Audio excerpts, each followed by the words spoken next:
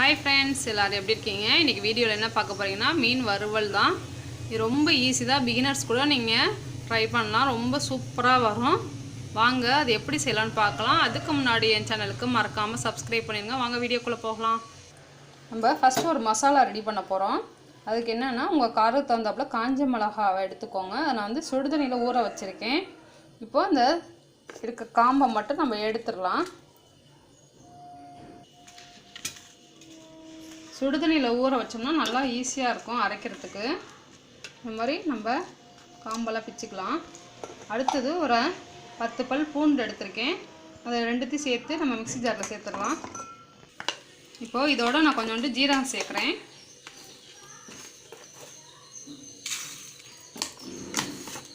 மிளகு,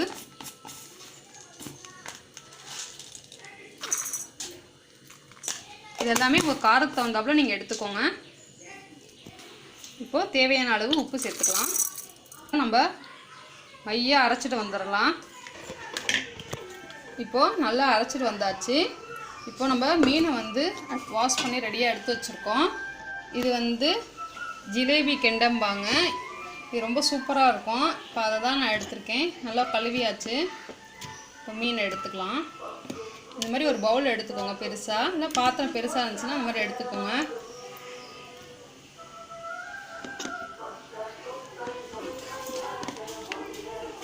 கொஞ்சம் மஞ்சத்தூள் சேர்க்கலாம். அடுத்தது நான் அரைச்சி வச்சுருக்க மசாலாவை சேர்த்துக்கலாம்.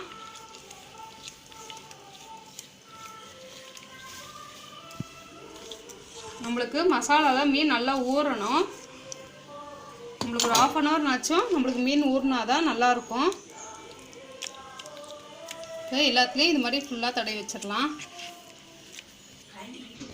இப்போது நான் வந்து எல்லாத்தையும் ஒரு 1/2 hour ஊற வைக்க போகிறேன். நம்ம 1/2 hour கழித்து நம்ம ஓப்பன் பண்ணி பார்க்கலாம். இப்போ க்ளோஸ் பண்ணிடலாம். ஃப்ரெண்ட்ஸ், இப்போ 1/2 hour மேலே ஆயிடுச்சு. இப்போ மீன் நம்ம வறுத்துடலாம். நல்லா ஆயில் வந்து ஹீட் பண்ணியாச்சு கடாயில். இப்போ ஒவ்வொன்றா சேர்த்துடலாம். மெதுவாக போடுங்க, தெளிக்கும்.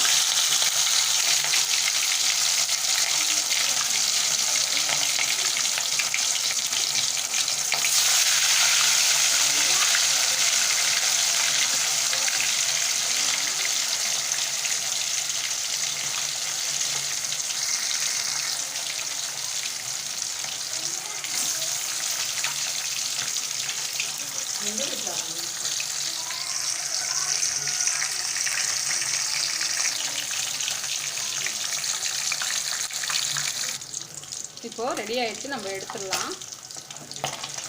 தெளிக்கும், பார்த்து நம்ம எடுக்கணும். பார்க்கவே சூப்பராக இருக்குது ஃப்ரெண்ட்ஸ். வாசம் அதுக்கு மேலே செம்மையாக இருக்குது.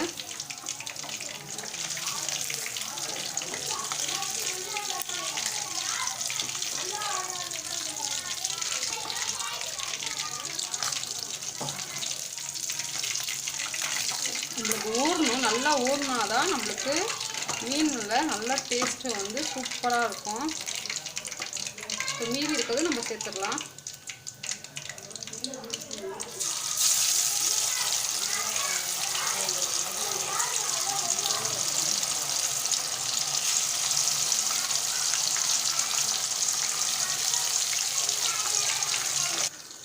ஃப்ரெண்ட்ஸ், பாருங்கள் நம்மளோட மீன் வறுவல் சூப்பராக ரெடி ஆகிடுச்சு. பாருங்கள், பார்க்கவே சூப்பராக இருக்குல்ல ஃப்ரெண்ட்ஸ்.